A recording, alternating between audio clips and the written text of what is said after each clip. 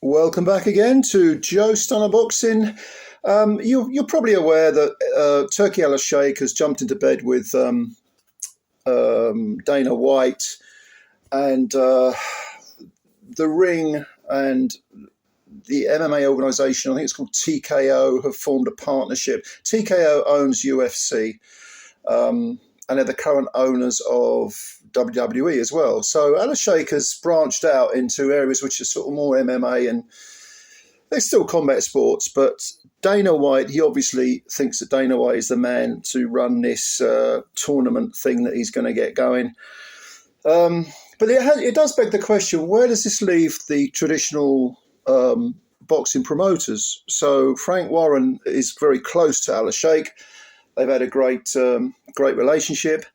And then there's Eddie Hearn, and Hearn was interviewed and talked about this subject. He said that Matchroom, it's not reliant on Saudi money, on Riyadh season. He's had a great working relationship with Turki Alalshikh. He wants it to continue. If it doesn't, it doesn't. Don't forget the Conor Ben, Chris Eubank Jr. thing. That's been sponsored by the Ring. So it's not as if the partnership is ending. They can still work together and so on. But Hearn made some sort of pertinent points. I read an article on Boxing Scene website, and Hearn said, I don't think it's the end of the relationship, but if he's moved on, meaning Alalshikh, thank you very much. I've enjoyed it. I've made a lot of money, and our fighters have had great opportunities. My relationship with His Excellency is a very good one. It's a very deep one. We've been extremely loyal to him. He's been extremely loyal to us. There's not just the league. There's Riyadh season. There's Ring Magazine events. There's the WBC Grand Prix. We don't rely on Saudi Arabia to run our business, but we enjoy it. And it's also been very productive and fruitful for Matchroom and our fighters. So I think with the job we've done, I think His Excellency is a smart man. He knows how good I am. So Hearn inevitably bigging himself up, as he always does, which is fair enough. He is good at what he does. If we shook hands today and never worked again, we'd go back, we being Matchroom, would go back to doing 35 shows a year globally, and we'd still be the biggest in the world. It's debatable, but yeah, they're a big outfit. I believe this is just the beginning. If everybody wants to work together, great. If there's a fight all of a sudden, I'm up for that as well. I'm chilled, I really am. And I look at it as a positive. I've had a lot of phone calls. What do you think about that? Meaning the relationship with TKO and the Ring.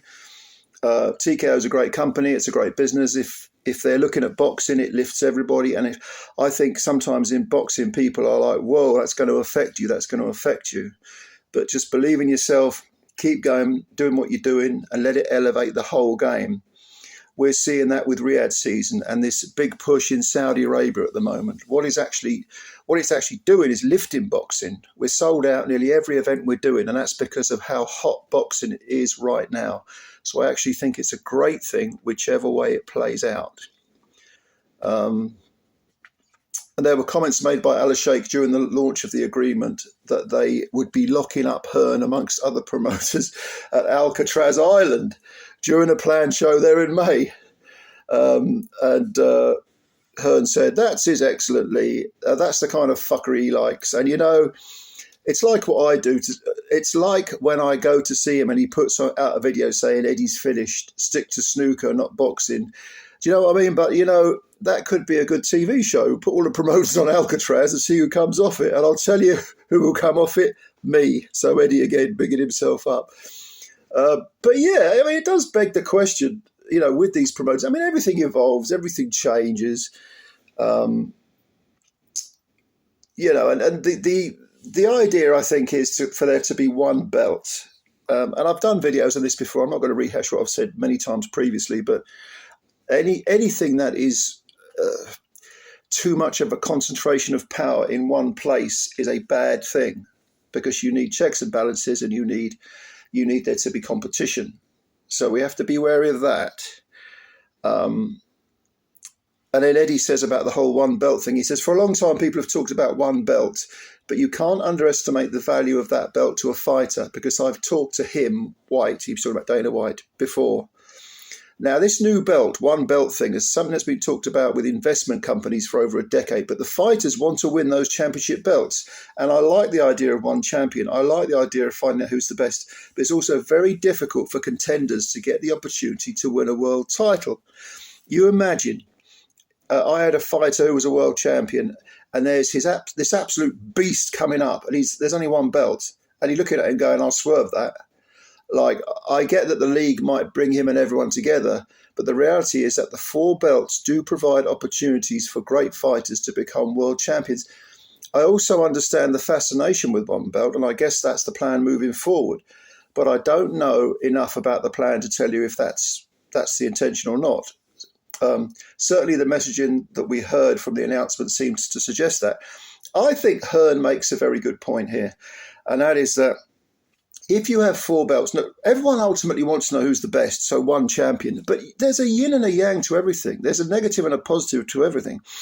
And if you have one belt, you will get fighters being avoided. You know, you go back to when there was just one belt. I mean, you know, Sonny Liston was avoided for God knows how long until Floyd Patterson was the one who said, I'll fight him. And then he got chinned in a round twice.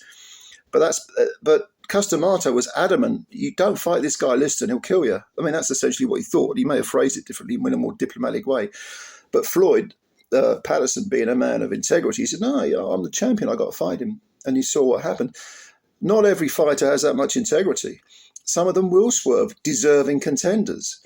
And if you get another belt, then it puts pressure on other champions to say, okay, maybe I need to unify.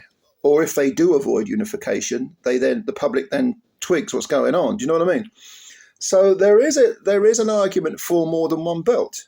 And also they make money. Fighters make money out of holding belts. If they're just contenders and they don't have a belt and they can't walk around saying I'm a world champion, or should we say a world titleist, then, you know, the money goes down. And ultimately it's prize fighting and you want to make money out of it. God knows they earn it. So I don't know. What do you think? Leave your comments about this, about Hearn, about this build-up with this relationship with Alalshikh and Dana White. I don't like Dana White at all. I absolutely am opposed to a UFC model in boxing. I think that boxing, it has enough shady characters, shady dealings, shady goings on, without bringing another fucker onto the scene. If we want to clean things up, we don't do it by letting more cunts come through the door. We do it by kicking the bad people out, or by, you know, addressing any kind of corruption, addressing any kind of injustice, and then working on that, rather than letting someone else come in and under the guise of supposedly cleaning things up, when really they're just in it for themselves. And there's a lot of, you know, skullduggery and fuckery going on. Remind you of anyone politically? Yeah. All right. So comments below. Let me know what you think. Subscribe to the channel if you're new, and hit the like button if you like the video. Go on, you know you'll want to. It's free. You're helping us out. Spread the word about Joe Stunner Boxing. I'm eager to read your comments about this. And enjoy the rest of your weekend. Meanwhile, I'll catch you later. Bye for now.